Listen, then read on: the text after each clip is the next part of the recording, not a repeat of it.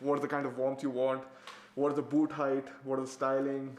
Pratik Malhotra doesn't sell boots, but he's thought a lot about them. He's even made a PowerPoint to make boot buying easier for international students like himself. All the things that I had gone through, I should probably be able to summarize it in a particular format and then present it to the class so that all those students who are also like me, who have come from abroad, they could use that particular presentation. Malhotra came to Winnipeg last September from India. Malhotra takes the bus and walks 4 kilometers a day to and from work. After going to 8 stores over 25 days, he finally found his boot. When I came here from Jamaica, I didn't buy my boots until a week after it had snowed.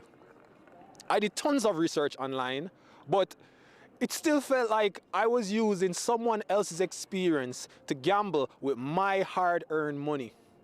The reason it's so hard your first winter is that you're buying something you know absolutely nothing about. And you're anxious because you can't afford to buy it twice. You have got limited resources from a financial point of view. Right from buying clothes to probably utensils. I mean, like, you need to buy a bed and everything. So that's the reason you need to keep a cost also in mind. Rashidat Adeneji can relate. What actually confused me, let me add this, was the temperature in June, July. Adeneji is the donation and volunteer coordinator for the Canadian Muslim Women's Institute. She came from Nigeria in March with her husband and 3 kids. She couldn't even imagine Winnipeg below zero. She just went to a store and grabbed some boots. As soon as the snow came, she knew the gear was wrong. She got frostbite and fell twice.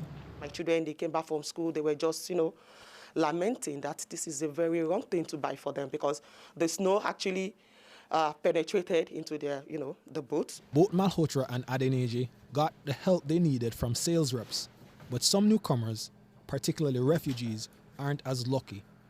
That's why the Canadian Muslim Women's Institute hands out about 50 boots a month. A lot of them don't speak English, so it's very difficult for them to just go to the store and ask for winter boots because whatever the clerk in the store is telling them, of course, it's not something that they will be able to understand. Rich Hildebrand with Canadian Footwear says one of the most important things when shopping for boots is to match it with your lifestyle. Someone doing a lot of walking is going to want to go for more of a hiking style with a little more support in the back, more of a lace-up style of boot. It's supporting the foot while you're doing a lot of walking outside. Malhotra's advice is to choose function over fashion. Andrew Wiles, CBC News, Winnipeg.